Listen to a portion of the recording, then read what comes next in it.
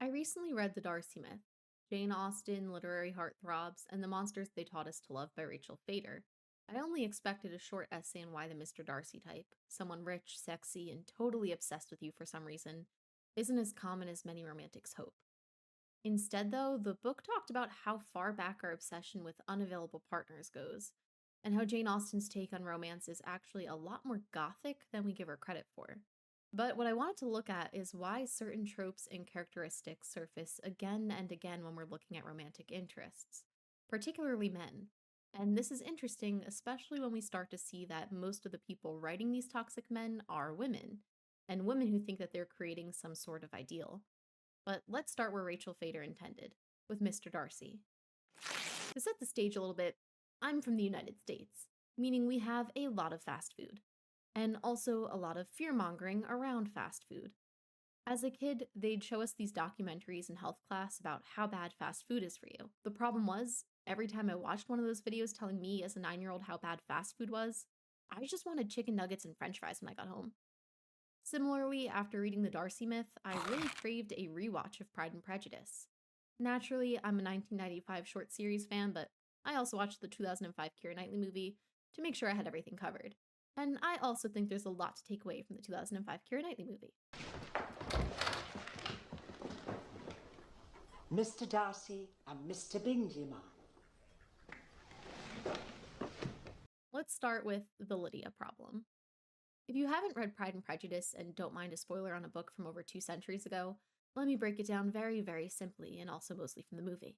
Elizabeth Bennet is the second daughter of 5 daughters. Spoiler, if you lived in 1800s English society, having that many daughters and no sons, it's a no-go. And that's where the Bennet family's at. Mr. Bennet is still alive and kicking, but once he dies, their estate goes to Mr. Collins, their short king cousin with a particular flair that none of the Bennet sisters are into.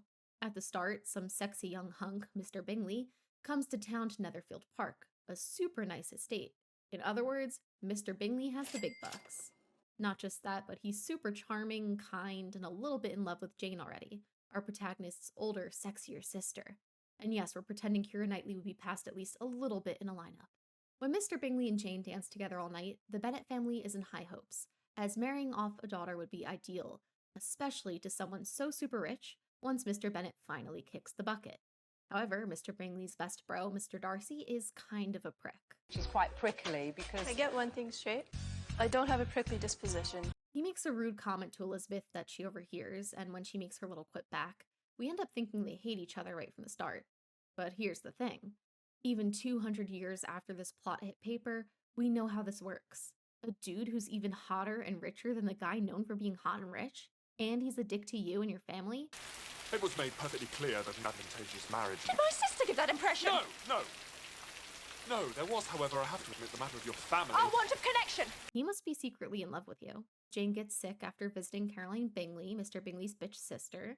Elizabeth goes to check on her, Darcy's all awkward. Mr. Collins ends up proposing to Elizabeth.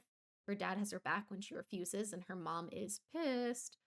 Charlotte, Elizabeth's friend, ends up accepting the offer instead, and she makes me feel I'm super 27 existential years as someone who old. just had a 27th I've no birthday. money and no prospects. Eventually, the Bingleys and Mr. Darcy skip town, likely to never return. Jane is pretty upset because, based on the standards of this time, all of that eye contact and polite dancing with Mr. Bingley meant they should have been banging not long after. Elizabeth is pissed, and after some run-ins with Mr. D, he proposes and she is confused. And the way he proposes is also very just patronizing.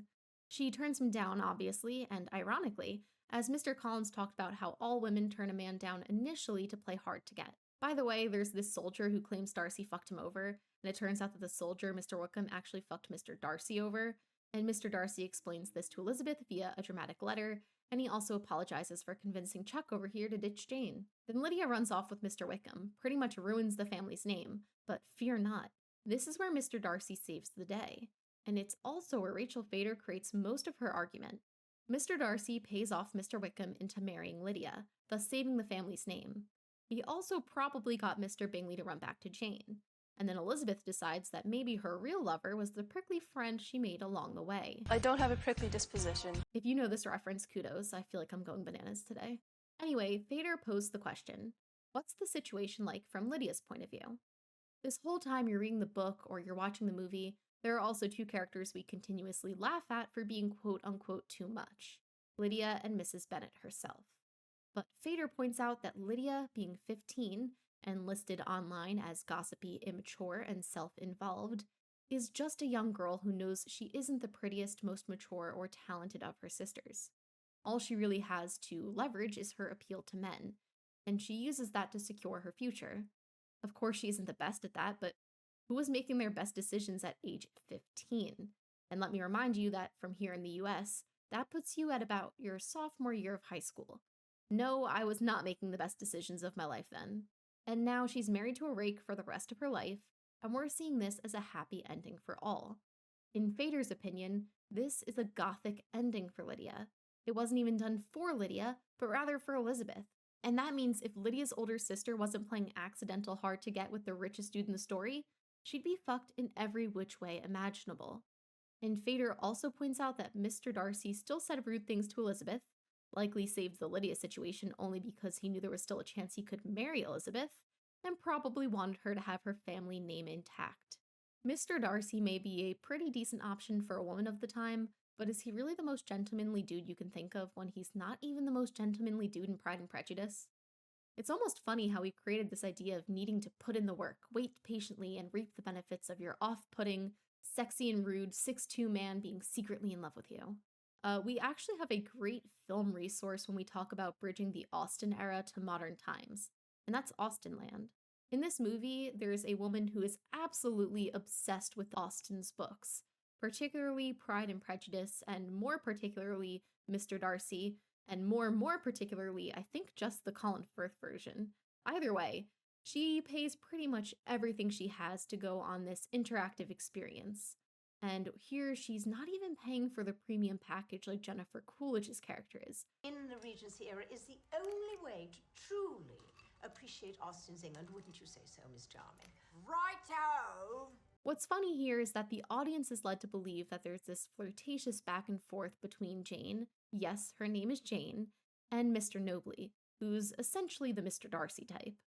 When she instead starts to flirt with Martin, the stable hand, she's saying it's under the guise of her taking charge of her own story. She thinks that instead of the cold, stoic Darcy type, she may actually prefer someone real.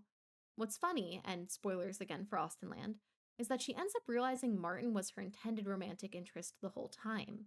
The retreat's manager had a feeling she'd go this route, and Martin doesn't actually care about her, but Mr. Nobley's actor actually does. He's enthusiastic and really likes her, which begs us to wonder, is the movie saying that the Darcy types do care, or are we programmed to go after those who don't care for us, thinking it's some sort of rebellion? I think the movie meant to say that being realistic in romantic expectations makes more sense, but a hot Mr. Darcy type still flew out to find Jane and confess his love, so who knows? From Wattpad to fairy porn, the poor weak woman. Yeah, we're talking about fairy porn. And if I'm being honest, that doesn't do it for me. My friends did ask me, though, to read the first book in A Court of Thorns and Roses, or maybe A Court of Thorns and Roses is the first book in the series. Either way, I read it, and I did not like it. Will I judge anyone for reading it? Of course not. I have so many trash romance stories on standby. This one just wasn't for me. But as someone who was embarrassingly involved in fanfiction.net, AO3, Tumblr, and Wattpad when it was of the era, everything I read was expected. It really makes you realize how similar all of these stories are to that original Mr. Darcy Elizabeth Bennet love story. The dude is usually rich, tall, kind of mean, obsessed with you. I'll never know, but it seems very prevalent. But that's what the first and only ACOTAR book I read felt like. See, I know we call them ACOTAR. I'm a real fan. She kept saying things like, he stared at me for super long and my bowels got watery. Why is he looking at me with desire in his eyes? It must be that he hates me. But it felt very Pride and Prejudice-y at times. Poor girl, rich guy, both hot. She says she can protect herself, but ultimately, he ends up being the one to save the day more often than not. And as someone who used to love whatever the fuck Maid Sama had going on, I am no better than the rest. Rich guy, poor girl, both attractive and pretend to hate each other, but he is secretly obsessed. What is this? What is this Christian Grey bullshit we're so into? Why do other women in the story always have to hate the protagonist? Why is her family useless and often cruel to her? Why is your mom selling you to One Direction and it's hot that your rich, dangerous vampire boy toy watches you sleep? It's almost like we're programmed to romanticize inferiority, to treat it like some guilty pleasure. Again, let me reference Maid-sama, where a super tough, get-it-done type of teen girl ends up letting herself be vulnerable around the rich, quiet Usui. My best friend, who has a soft spot for fairy porn and keeps me posted on the plots of her reads, relays stories of ownership, rags to riches, and enemies to lovers, which I'll dive more into soon. But have you noticed now the role that money plays in all of this? Growing up, my mom watched Austen movies on repeat. So much so that our family referred to them as bonnet movies. And whenever I was confused by a plot point, my mom would explain it to me. One of my biggest questions at the time was, if the Bennets are so poor, why do they have servants? Let's be real. It's the same as saying boo-hoo, poor Penelope, when there are literal poor people in the Bridgerton universe and we are just ignoring it. I will pay you to be at my beck and call.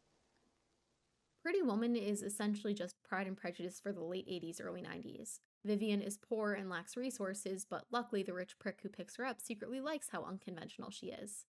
Things like Maid in Manhattan, even newer stuff like Polite Society touches on it. Literally any K-drama that my mom's watched and told me about. I think it's because we've romanticized the idea of the damsel in distress, someone who needs protection. In today's society, money just happens to be the easiest way of going about that. And in older society, money happened to be the easiest way of going about that. It's not until we saw the story switched, Titanic, Overboard, and even recent releases like Always Be My Maybe, that we had to get creative with what the woman needed saving from, especially if she was the wealthier of the two. Damsels. 2000s cartoons started a little something.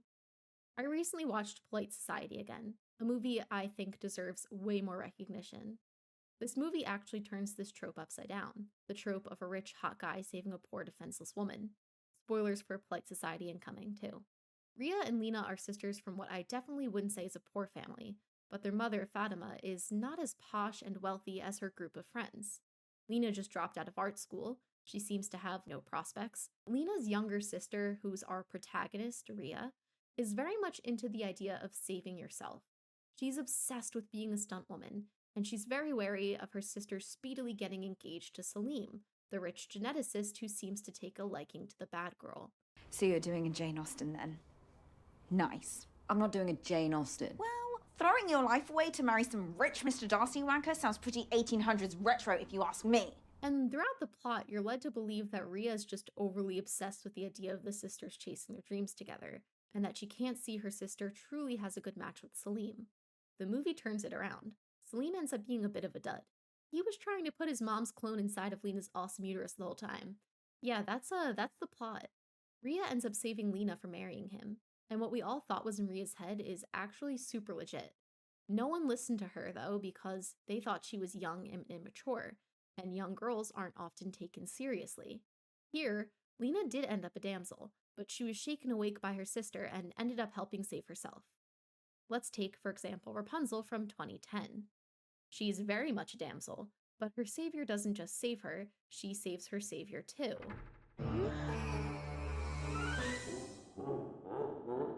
Princess Peach is also known for needing to be saved, same thing, castle, monster, I can't get out, save me. What's interesting is, as times become more modern, we have really been seeing more princesses save themselves. The late 1980s Zelda cartoon saw a massive shift in Zelda playing a role with agency. Excuse me, princess. Let's look back to Shannon's childhood. My two favorite cartoons growing up were Avatar: The Last Airbender and Teen Titans from 2003, both of which had female characters who were just as strong, if not stronger than their male counterparts. What I like is the option to show that these female characters had insecurities, situations in which they did need help, but it wasn't just their role to have. Katara could be a damsel, naturally, but she could also be the savior. Same with Toph, same with Raven, same with Starfire. Look at Azula even. She was like the baddest villain on the show, and she was a 14-year-old girl. This shift in dynamics to one that was a lot more equal didn't just affect female characters. Aang was one of the most revolutionary protagonists of this era's cartoons because, while he was insanely strong, he also had a really soft personality. It wasn't seen as his weakness, but rather a strength. The Darcy type here would probably be Zuko, and yeah, let me shove my personal opinion in here, why not? Remember that friend I mentioned who loves fairy books? She was a Zutara shipper through and through in her heyday. Nothing wrong with that. But I do think if Avatar put Katara with Zuko, we'd be giving in to the Darcy myth. This tall, smexy man was mean to you? He must secretly really like you. Isn't that cute? No. I was instead much more pleased with the resolution of this tall, mean man admits he was wrong and wants to befriend you. He also helps you exact your revenge. But I'm also not one to always prioritize the romantic plot. To me, having Katara quote unquote need to end up with someone, anyone, point blank, would be a disservice to her character. She was feminine, nurturing, but also strong. She was always her own savior, and I think the idea of using romance as a must instead of a could be is always just a disservice to the plot. I want to close this section out by mentioning a female protagonist who turns all of this upside down and was extremely popular with young women in the 2010s as we start to shift away from the 2000s. Katniss from the Hunger Games was poor, she was a damsel, but she never relied on others much for help. In fact, not one love interest presented to her was wealthy. Gale was just as fucked, and Peeta was legit playing the same games she was. This is what makes their romance so ideal to young women. Peeta is in many ways more vulnerable than Katniss. He's weaker, more emotional. However, he still cares about her a lot and does whatever he can to help her. Enemies to lovers. It's hot that he hates me. So yeah, Darcy's rich, Darcy saved Elizabeth. But what else makes a Darcy? What are you reading? Pride and Prejudice? So you're familiar with two sins. How about a third? Oh. I don't think we're allowed to smoke in here. Then you picked the wrong outfit. Abed, what are you doing? Don Draper from Mad Men. What'd you think? Weird. Awesome. Put your tongue in her ear. I liked it. Why is the Duke in Bridgerton meant to be hotter than the same actor's role in Dungeons & Dragons Honor Among Thieves, where his character, though void of romantic plot, is way kinder, more heroic? You may have forsworn your oath, but your oath hasn't forsworn you. Just because that sentence is symmetrical doesn't make it not nonsense. Why do we want Anthony to hate Kate before they fall in love? I guess the question is, why do we love enemies to lovers? And let me say, this isn't a super gendered trope. One of my guilty pleasure romance books I talked about is She Gets the Girl, where two female protagonists hate each other, then slowly learn to love each other. And that might be the plot of every sapphic novel I've read. And also my favorite sapphic movie, where a poor woman tries to deceive a rich woman, and during the process she realizes that she may not hate the rich bitch after all. But to echo Fader, I do think we have this idea that romance and love needs to be earned through hate. Bingley and Jane are too obvious, but Darcy and Elizabeth, they're complicated enough to make us more intrigued. It's the same reason you probably thought Sasuke was hotter than Naruto when you were 12. It's just science, right? Google says it's because the enemies to lovers trope offers a compelling mix of tension, conflict, and the potential for satisfying resolution. The initial animosity creates strong stakes and romantic tension, while the eventual transformation into love provides a sense of triumph and emotional catharsis. Additionally, the trope allows for character development, as characters learn to see each other's flaws and strengths, often revealing a deeper connection underneath that surface animosity. Nice guys finish last, am I right? Well, no, not really. It's become a trend lately for women to explain that while they have a type for fictional men, it's not what they actually want on the dating scene. And here, I believe, lies the issue. People romanticize the idea of more traditional men, strong, cold, and provides for you. But they want the guy to respect them more in line with the modern man. You have agency, equal say, and respect. You can't have your cake and eat it too. I also think this is where we're getting a lot of modern women down some alt-right pipeline. They start thinking about having a strong, tall man taking care of them, and it kind of spirals down the internet. But, that's for another time. I think it's more of a broad issue that people still chase the idea of a Mr. Darcy. A man who hates you, secretly loves you, and will provide for you, but also loves that you do whatever the fuck you want.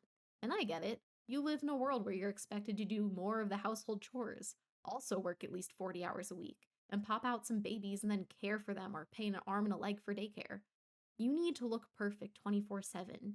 You need to be sociable, make money, be humble, be pretty, but not care too much about being pretty. Being a woman is almost impossible, so why should you expect anything less than the impossible in return? This tension I've been talking about.